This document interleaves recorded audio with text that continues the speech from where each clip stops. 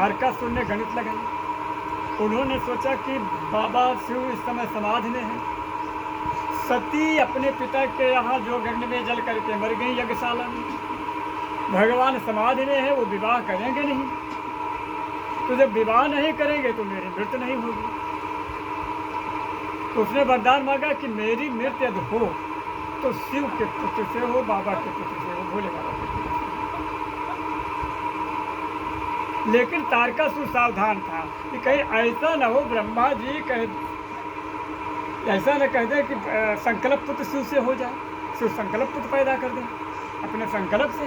इसलिए सावधान था। उसने कहा कि संभूत उनके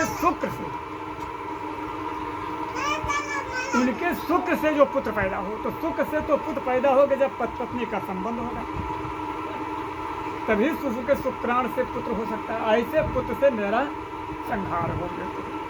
ब्रह्मा जी ने कहा तथा। अब तारकासुर ने आतंक मचाना शुरू कर दिया,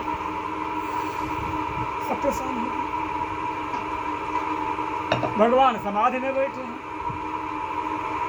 वो ब्रह्म रस का सुख ले रहे हैं, ब्रह्मानंद का रस पान कर रहे हैं।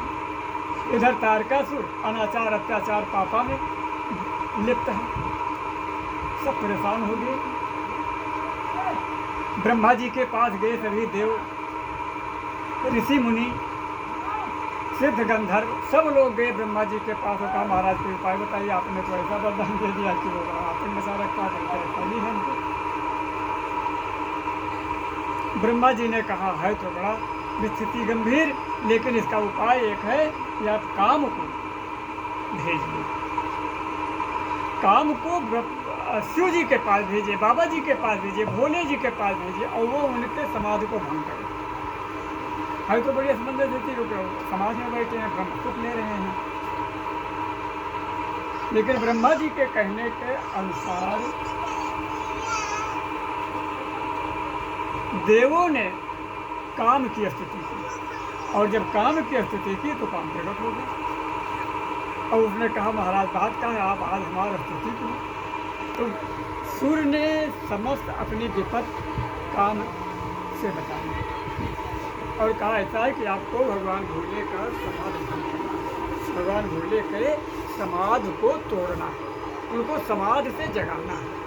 और जब तक वो समाधि से जगेंगे नहीं तब तक उनका विवाह नहीं होगा, और विवाह नहीं होगा तो पुत्र नहीं होगा, पुत्र नहीं होगा तो तारकासुर का संहार नहीं होगा, और तारकासुर का संहार नहीं होगा तो अनाचार अत्याचार पापाचार देवलोक से लेकर के मृत्यु लोक तक जाते।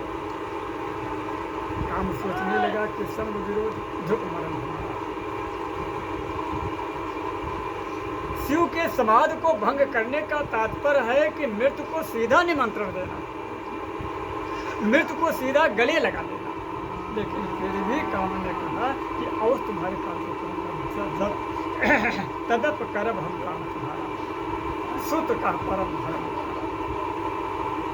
परहित लाग तजय दे देही संतत संत प्रशंसा। उसने कहा उपकार, उपकार में यदि शरीर जाता है तो उपकार वो सराहनीय है, पर ही दूसरे के हित में, दूसरे के काम में शरीर लग जाए, उसका भला हो जाए, ऐसा सोच करके काम ने शिव जी के समाधि को भंग करने का निर्णय लिया।